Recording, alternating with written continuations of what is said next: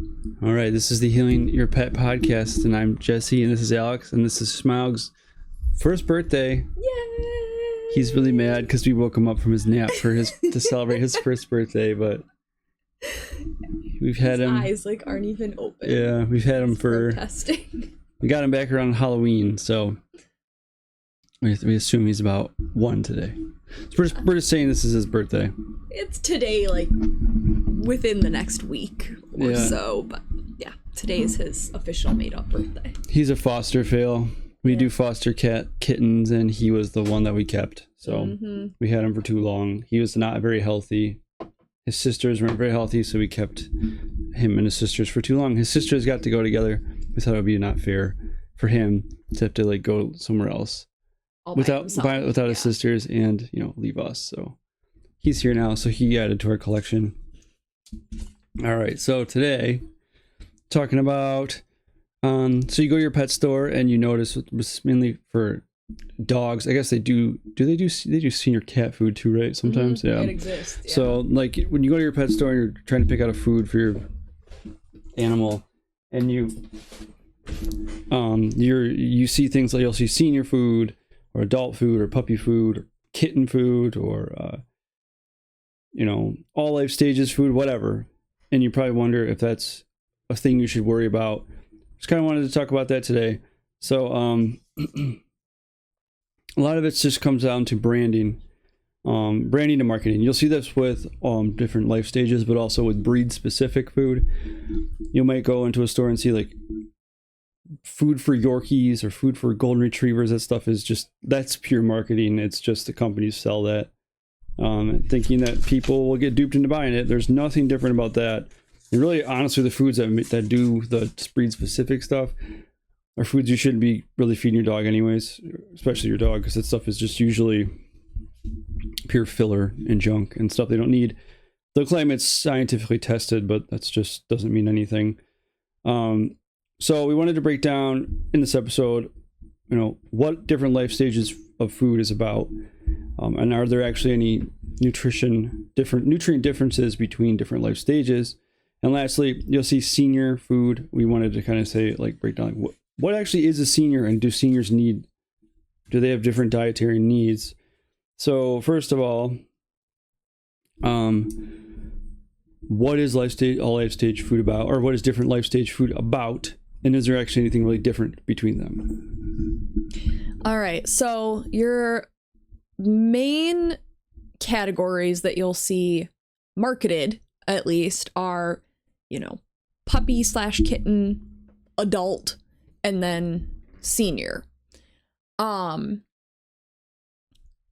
Senior really is just a marketing term. There's no standardized differences in a senior food versus an adult food. Different companies will make little tweaks to their senior formulas, but there are no regulations or standards that have to be met with a senior food compared to an adult food. It's just the same standards as an adult food that they're held to. When we're looking at puppy or kitten food, however, compared to that either adult or senior food, there actually are differences, because there are, and honestly, the requirements they need to meet are still not all that high. Hissing cats. Boy, we have having a meltdown tabby cat. The requirements aren't amazing, but basically they need to have a little bit higher nutrient content in a puppy or kitten food in order to meet the needs of that growing animal. That animal is building new cells every day. That takes a lot. And you need to be able to, in order to at least see that creature grow to the size that it should be, you need to meet some kind of bare minimum nutrient requirements. So those puppy and kitten foods tend to be higher protein, higher fat, a lot of fat soluble vitamins. You'll tend to see more of those in there. They might add in some EPA and DHA, some omega-3s. But there is one kind of important difference And that is the calcium and phosphorus. It's the amount of calcium and phosphorus in there.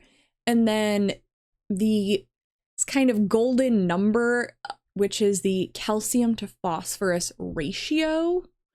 So it's a little complicated, you know, breaking down numbers. I don't want to talk forever about numbers because it's, you know, especially if we're talking about kibble or, well, I mean, really any type of processed food. I mean, the numbers are in the bag. It's just, they are what they are. But it is an important difference because in growing animals, they need a little bit more overall percentage of calcium and phosphorus because they are growing bones, right? And they're also growing teeth, and the calcium and phosphorus go into kind of putting together your whole body, but the big components being bones and teeth.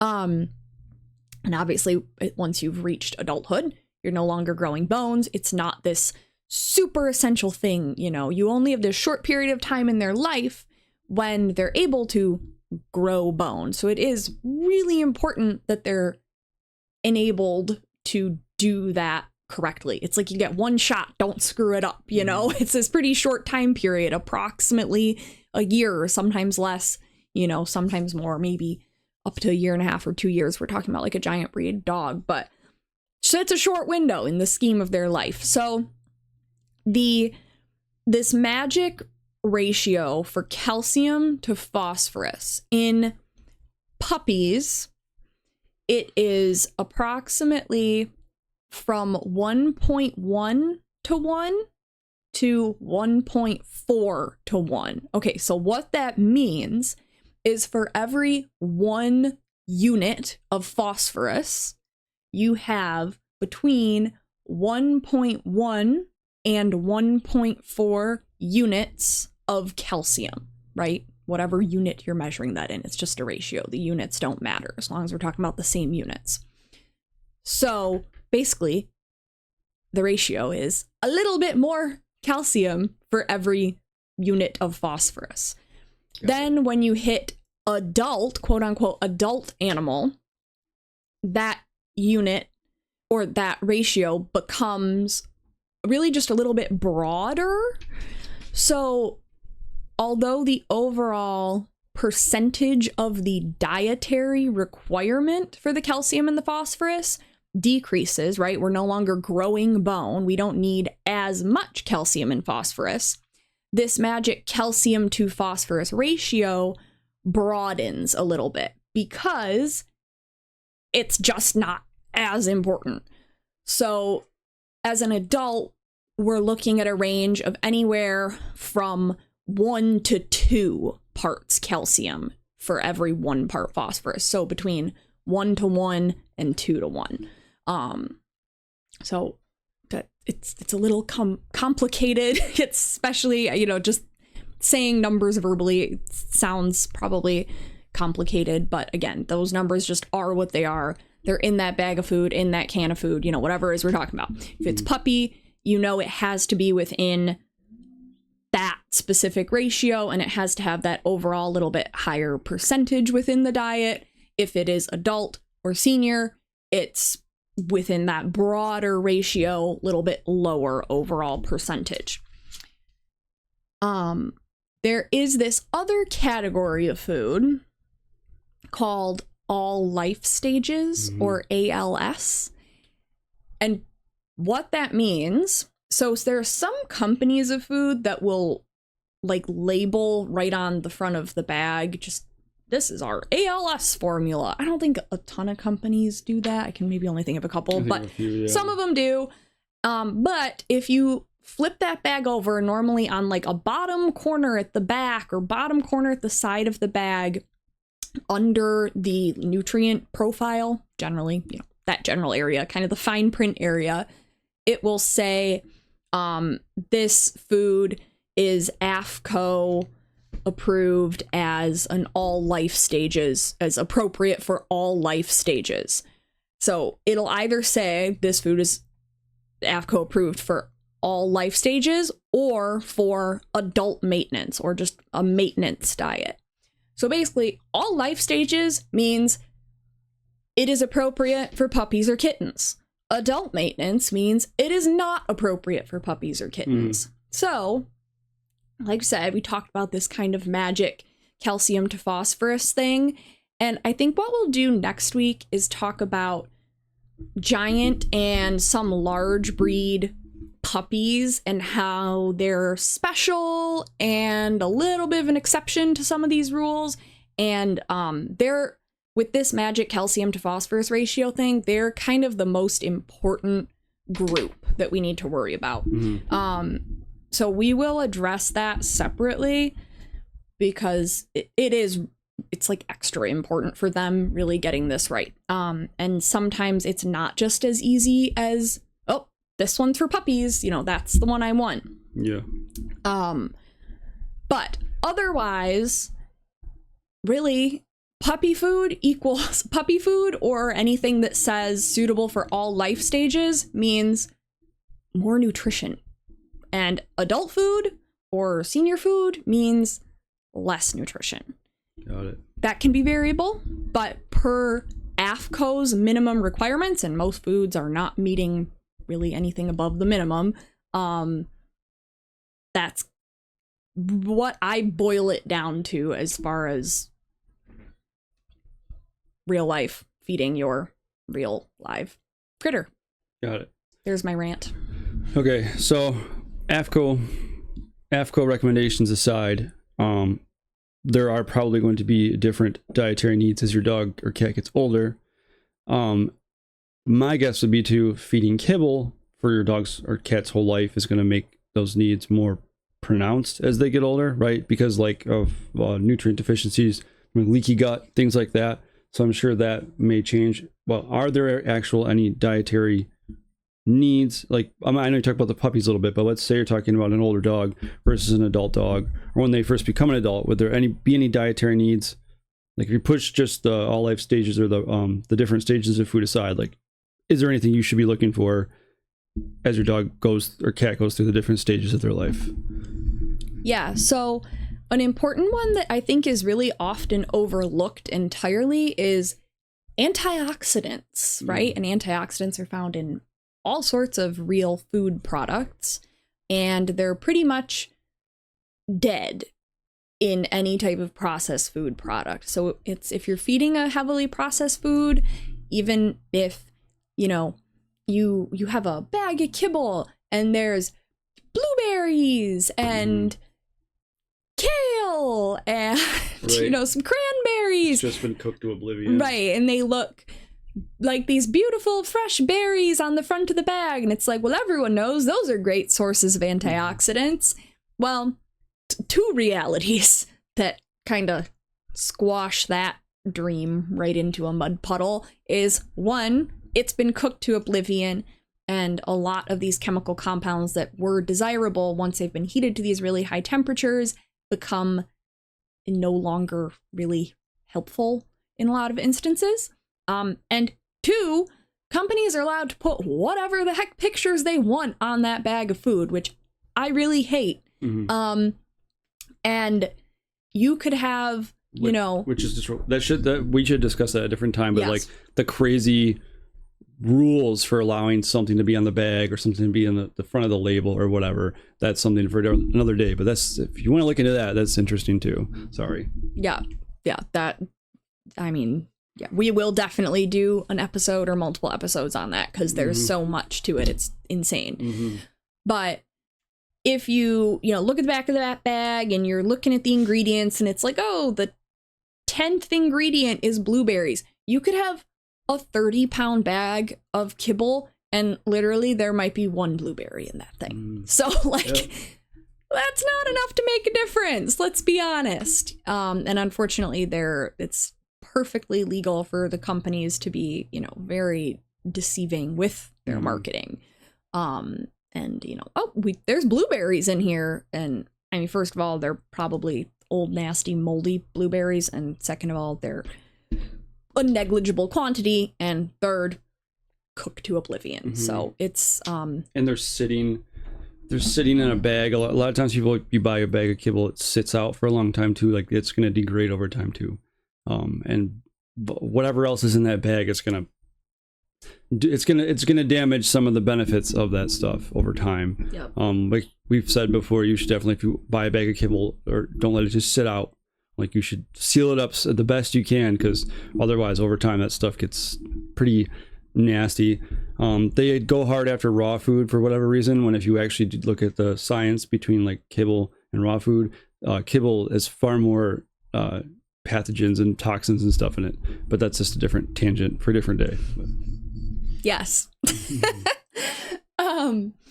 So I feel like I'm really picking on blueberries right now. Sorry, blueberries. They're just, I don't know. They're the prime example in my head of like Pomegranate, an antioxidant rich food that is often on the label of a lot of pet food because products. they know that we look at blueberries as Right. antioxidants. Yeah, yep, exactly. So, but it applies to anything really. Any good thing, you know, that you see on that bag of food. Take that with a lot of grains of salt.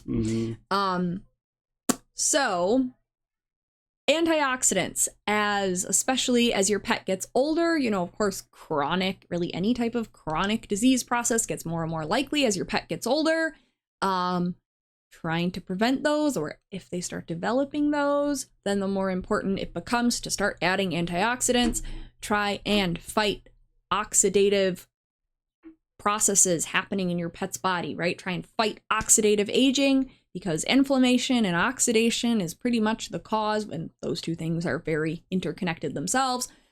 It's pretty much the cause of like every disease, you know, other than acute injury.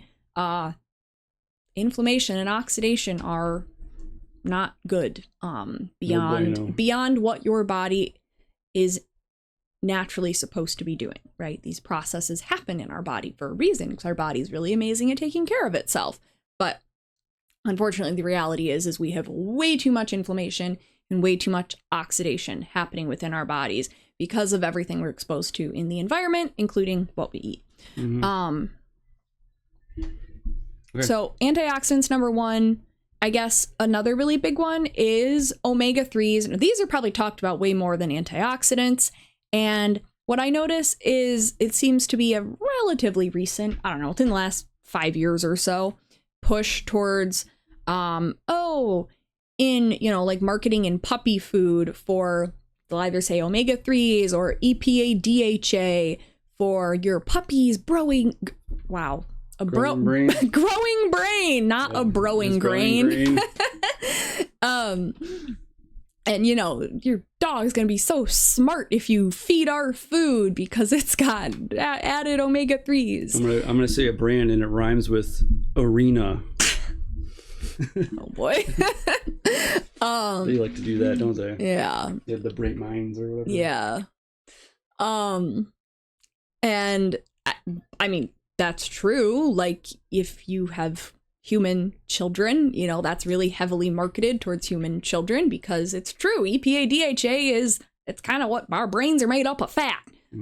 So we need good fats to feed our brains. And when our brains are growing, that is the most crucial time to have that and set us up to have a nice, healthy brain for life. But that doesn't mean those things are not important. Once our brains are fully developed, they're still super important. And it really just goes back to everything we just said about the antioxidants, and that the reality is what's in those bags it's negligible quantities to begin with. It's poor sources of those things to begin with, and they have been cooked to death, making them essentially useless. And in the case of fats specifically, right, so all those omega-3s, they actually, once they're heated, they're not only useless, they become harmful. They actually cause damage. Those are probably the two really big broad. What about joint support, like chondroitin and glucosamine? I mean, I know they put that glucosamine and chondroitin in there. Is the glucosamine and chondroitin they put in kibble good sources of it? Because in the past, like I would just actually buy like the liquid stuff and give them that, even if the food said it had it in there. I just assume if it's on the bag, most of the time it's like it's not an adequate source of whatever the thing is. And that's for joint support if you're not familiar with it. Yep.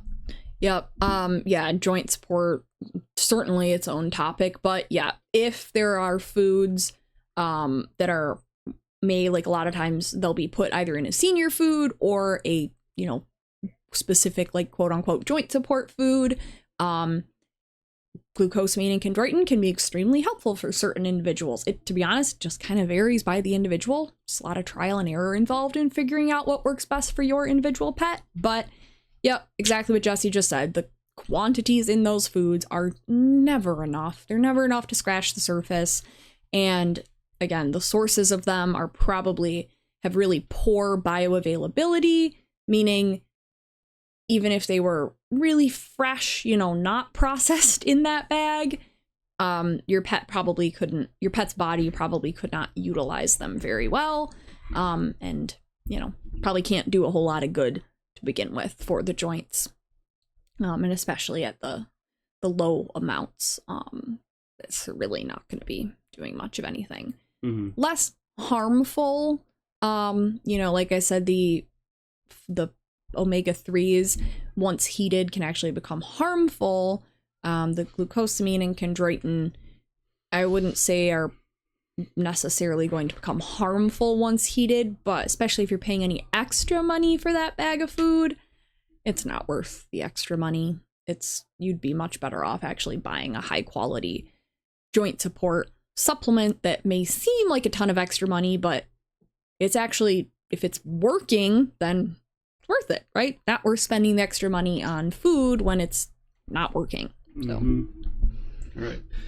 Last but not least, what is a senior dog? When is your dog a senior? And do you need to feed senior anything really at that point? Yeah. So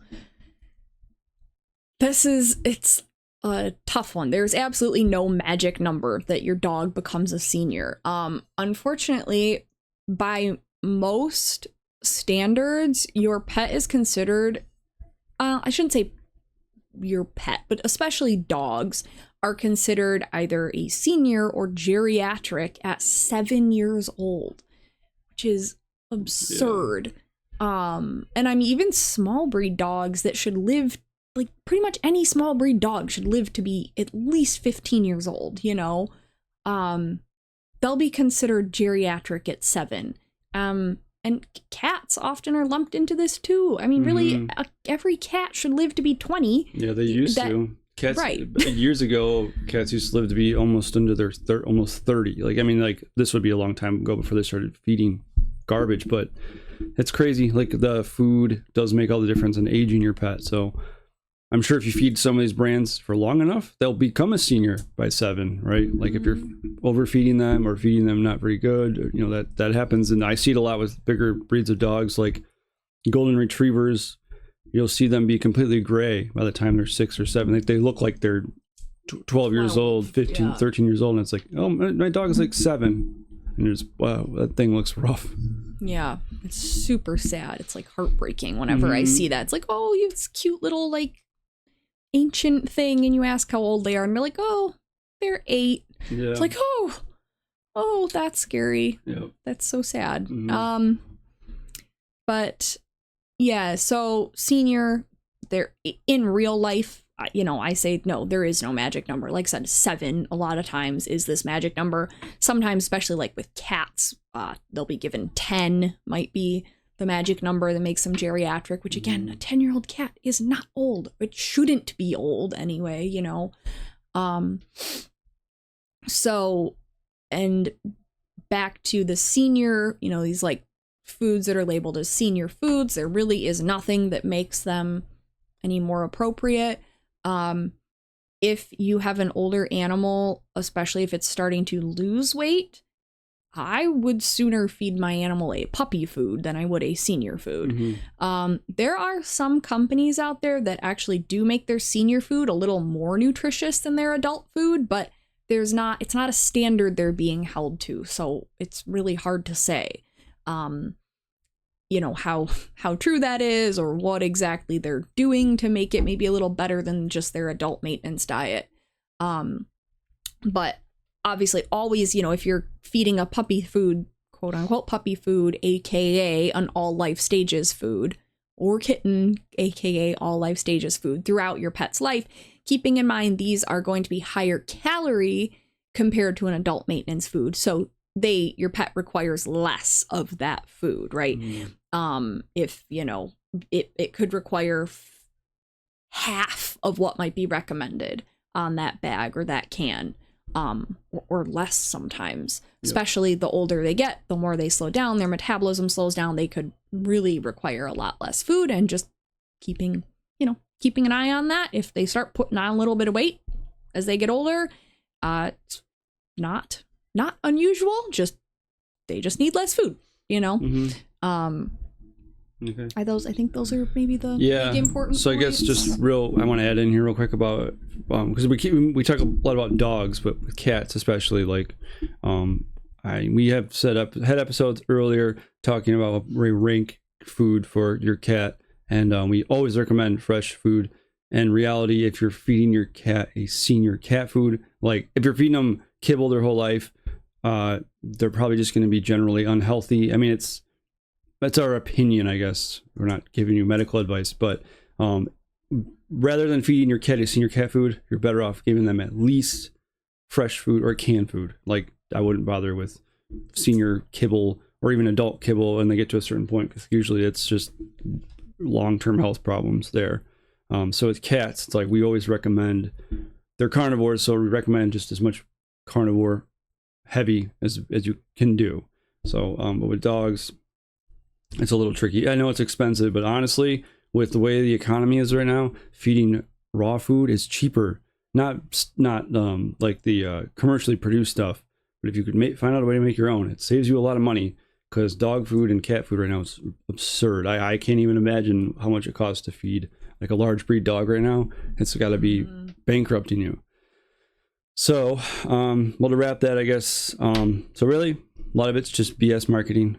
There's not a whole lot of difference between them. And when it comes to senior, it's not really a golden number. You'll see in the bag 7+ usually. Some big brands do that. Other than that, is there anything else you want to add in there that could? Yeah. And then again, sticking with an all life stages food throughout your pet's life really is your best bet. Yep. Yeah. And we'll address specific needs of giant breed and large breed growing puppies probably next week, to try and keep it congruent with this episode. All right. Because they are kind of their little special niche. But got it. Yeah. All right. Wonderful. Well, that's it for now. Thanks for watching our stream or our video here, or listening to it. I guess we are on all podcast places. Like review it or share it or comment or help us grow this channel or this brand, I guess, because we're not just a channel in one place. We're all over the place. We're everywhere. All right. Bye. Bye.